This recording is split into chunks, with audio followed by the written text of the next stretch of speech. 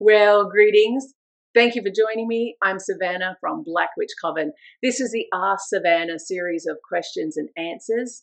And what happens is somebody has asked me a question, and I'm going to answer that question in my own little way, based on my own experience and my own knowledge. I don't say that I know everything.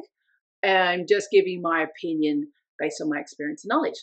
So this week we're going to be talking about cursing. So if cursing doesn't float your boat, it doesn't sit right with you, then feel free to float away this week. Come back next week when I'll be talking about something else. But I personally think you should listen to a topic of conversation about cursing, because you never know when something's going to annoy you so much that you need to lay down a lovely little curse, make yourself feel better. But there's some things I want to talk about cursing that's aside from the question, and we're going to get into that later on after I answer Stanley's question. So let's read the question. Stanley says, "Hi Savannah, I cast a curse over a year ago. It seems like it's been doing its work throughout that time. I have been repeating the curse with conviction almost daily to make sure. My question is, do I need to repeat a curse regularly to keep it strong, even if in the curse I state it is for in perpetuity, unless I revoke it? It does seem to be working, and I just like to keep that rolling. Thank you for considering my question. Sincerely, Stanley." Wow. So firstly, Stanley, congratulations on casting an effective curse. I mean, this person must have really done you wrong to cast a perpetuity curse and to keep it rolling with backup curses. And so, yeah, congratulations on keep that going. And I can't even imagine what this person's done to you to keep, to still be having this feeling within you. But look, I'm sure we've all had a situation, I know I have, where somebody has done you or your family so wrong that you feel like this level of curse is warranted. Generally, a really strong curse can have great effect even if it's cast one. If it's cast with a lot of passion and intensity, something like a curse that you put into perpetuity on somebody is super effective. Now, if that person has done you wrong and that's why you've cast this curse, then of course I like to say you keep casting that curse until all of that energy is released, until you feel like you have beaten that horse until it's well and truly dead. It's very important that you release all that energy. Otherwise, I feel like when you're consumed with hate or that wrongdoing, it does start to consume you. So the idea, from my perspective, if you're going to cast a curse, then you want to do it with such passion that you're releasing all that energy in there, and then you're allowing it to be transferred over to the spiritual world and trust in them that they are going to carry it forward. And if it's still there, if you're still holding some of that energy in your body, well then keep on cursing until that's all released. And I know there'll be some people, I'm going to jump in and out of this throughout this video, this idea of, is it right to curse?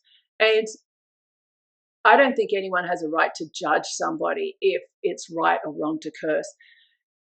I only curse, and I'll put myself as an example. There's only a few people I have personally cursed throughout my lifetime. And let me tell you, if the person I cursed was to drop dead in front of me, I wouldn't call an ambulance. I wouldn't call for help. I would step straight over them. And that would be being polite to them. Do you know what I mean? That's how much I hate this person. I don't care if they die.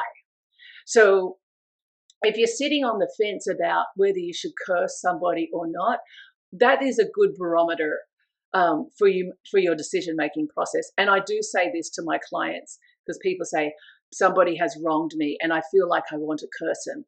And I ask them the question back, if they were to drop dead in front of you, would you feel sad? Would you have any remorse? Would you want to call for help? And if the answer is absolutely not, then curse away. That's how intense it has to be. And there has been maybe 2 or 3 people in my lifetime that I feel that intense about. Now, of course, I've cast a lot of curses for a living, right? We do a lot of, well, not everyone in my group does cursing because they're worried about certain things or it doesn't suit with their personal ethics. And that is absolutely fine. There is absolutely no pressure for anyone to do cursing because maybe they don't feel comfortable for a few reasons. We'll get into that a little later on. But for Stanley to repeat that curse and have that effect, if you're seeing the effect in the target and it's bringing you joy, curse away, keep doing it. So yeah, I do feel like at some point you've got to release it over to the spiritual world and trust that they will take it into perpetuity. So the perpetuity curse doesn't need to be repeated. A strong perpetuity curse or generational curse can be considered that one curse that's launched into existence and just keeps flowing, right? It's really, really strong by itself. But if you're still having those feelings of hate towards that target and you're seeing them, of course you want to continue with the cursing. Now, when I do my perpetuity curse, really you want someone to have a long life. You want them to have a long, horrid life, right? A life full of despair and anguish and failure around every corner, right? For as long as possible, and then someone dies. Obviously, you're believing in reincarnation, and then in the next life, they're continuing this curse. This is very popular through the Asian regions, India, all through Southeast Asia. A lot of people believe in the reincarnation. And so if you're doing this level of curse, really you have to believe in reincarnation because you understand nobody really dies. And this energy that we have is just repurposed. We go up, we meet a maker or a guru up there, and we're reassigned. And when we're reassigned, we bring back down that curse, and it keeps going throughout the next lifetimes. So let's go over a couple of points just to make it really clear if you should repeat a perpetuity curse or a really strong curse. How often do you have to repeat it? Well, if you've done one strong curse, if the initial curse was performed with strong intent and powerful materials and proper ritual execution, it may be enough on its own. Now, the perpetuity curse, yes, it is intended to unfold over time. Really, you want the target to last, the target to have a very long life and have a very long cursed life, but you want them to, when they drop dead and they reincarnate and come back, you want the next lifetime to be just as shitty, and so on and so forth. Now, I think it's really hard to retract a curse like this, the perpetuity style curse. I call it damnation into perpetuity curse because the type of ritual it is, it's basically a contract with a spirit, the way I do it. I do it with Andras, one of the Goetia demons. Now, I do have a couple of other demons or spirits that I work with. I'll leave a link under the notes, under the video, and you can check them out on the website. But my go-to cursing demon for this is generally the demon Andras. And the reason why I choose him is because you don't need an ongoing relationship with this demon. I've been working with this spirit for decades. And so I feel like this spirit knows that I respect and honor him for who he is and what he does. And I do give offerings without requests to this spirit. And so I've earned my right, so to speak. But once you let this cat out of the bag, man, you can't just pull it back. So you really have to think about what you're doing. So you really don't have to. For me, if I wanted to repeat it, it wouldn't be repeating the curse. It would be giving an offering to the spirit that I'm working with in gratitude, because this is for perpetuity. So that could be one way of looking at it. Now, the next point I've made is if you want to reinforce a curse, stepping away from the perpetuity, if other levels of curses, yeah, sure, why not reinforce it? Especially if you see it is working, that person is still you're having to deal with them, then maybe you want to reinforce it with another curse. Now, you have said that your target was experiencing the misfortune from your cursing, which is awesome. Sometimes you can get satisfaction from seeing them suffer, considering the hurt and turmoil they've done to you. So whatever, let's just keep it rolling, right? If it makes you feel good, that's great. If you're having some consequences from that cursing work, then of course don't do it. Do your cleansing work and so be it. Leave it to the spiritual world to be done. Which falls into really my next point, which was on protection and backlash. If you're feeling any negative side effects at any time from heavy cursing, not so much cursing and hexing, I don't tend to get backlash. Some people will if you don't have enough energy, or that is a good point. So you do have to have, I feel like to throw down a really heavy duty curse, energetically you have to be, I call it vibrating at a high level, because you do attract spirits, or you're entertaining spirits of cursing, of sometimes death magic, or not really cursing. That's death magic, something else. I'm not ever going to be talking about that on videos. So, but you are going to be attracting some levels of spirits that can begin to siphon on you if you're not protecting your energy. So that's why a lot of spellcasters don't like to do this type of work. They feel the drain from it. They don't feel protected. They might feel vulnerable and so forth. But Stanley, it sounds like you're going great, so just keep on going. Now, I think I've covered everything in Stanley's question. So as I alluded to in the beginning of this video, I wanted to talk a little bit about cursing and if it's warranted, because maybe you've been thinking of doing a curse against somebody. So here's how I like to ask people if you feel like a curse is warranted. So a curse specifically means that you really want misfortune upon another person. You don't care what happens to that person from the time you lay that curse going forward. And so I'll ask a person, if you do lay this curse upon your ex-boyfriend or ex-girlfriend, are you going to care if they get cancer or get into a road accident and die as a cause of this curse? If the answer is yes, then quite simply, a curse is not for you. Maybe you want to do a hex on somebody. But if you really feel passionate enough about this person and they've done you wrong, of course, then step forward into a curse. Now, Stanley did allude to the fact that maybe he wants to revoke. What did he say? It's in perpetuity unless I revoke it. Well, I like to say, if you're ever thinking of revoking anything, just don't bother, because revoking a curse is notoriously difficult. It really is difficult. And mainly it's because you're dealing with certain demons, deity, or spirits that you've actually called in on and summoned to help execute this spell, this curse, this ritual. And so it's very hard to then just say, you know what, change my mind, forget about it, don't worry. So really, if you want to cast a curse on someone, make sure you're not going to regret it later. That is what I call the next thing I want to talk about, karma.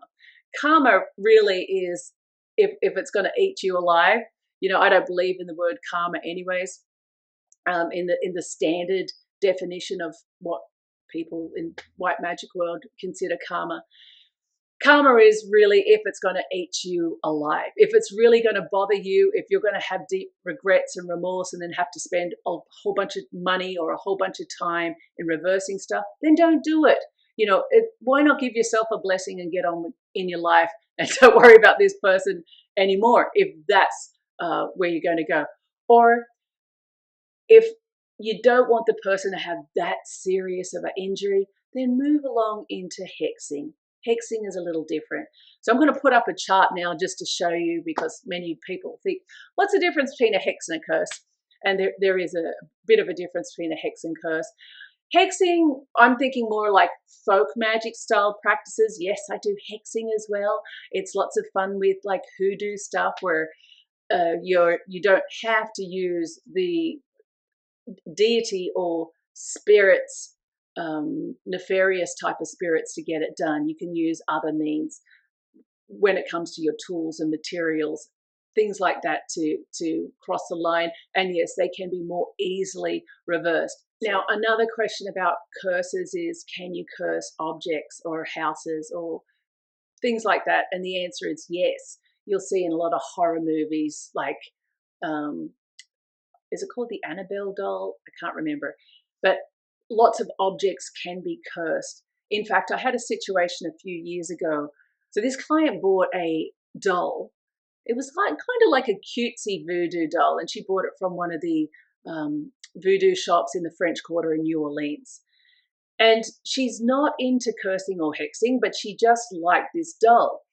And she put it in her home in a cabinet, I think she said. And a lot of misfortune started to happen in her life. Animals were dying in her home. Family was fighting a lot. And we were breaking it down each time, trying to work out where it was. And when we actually done an inspection of the home environment, I said, let me just do like a cleanse of the home. We pinpointed that it was an object in the home that was causing this issue. And focused in more, it happened to be the doll. So we had to remove that cursed doll from that environment in order to get her house back in order. And so I don't believe that the voodoo shop in the French Quarter deliberately targeted her to receive this doll. I mean, how would they know who she is? She's just a customer coming in from a different state. However, there could be some bad luck attached to that object in that shop. So the moral of the story is, if you're buying anything from a spiritual store, always make sure you cleanse and consecrate that object before bringing it home, because you just don't know what is attached to it. You don't know who the store owner pissed off.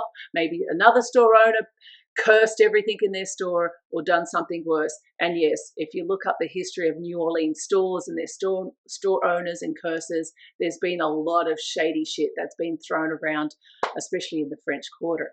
Now, I spoke about the damnation into perpetuity curse when I was answering Stanley's question, because he cast a damnation curse. But this is really common. This type of curse where you're putting it down into generations is really quite popular in, especially throughout India and other traditions that believe in reincarnation. But there's other curses, such as what was put on, for example, the Kennedy curse on the Kennedy family through their generations. This isn't just something that's light and fluffy. This curse was taken from ancient curses, such as the Pharaoh's curse, that line of cursing where you're hating on generations of people. And I'm sure that family would have tried to have those curses lifted, to no avail, right? So think really carefully before you cast a curse. But congratulations to Stanley for casting a successful curse. All right, so I'm going to leave it there for this week. Once again, if you have a question for me, head over to our website, blackwitchcoven.com, and up the top menu bar, you'll see Ask Savannah. And yeah, just throw your question in there. All right, everyone, until next week, blessed beast. Bye.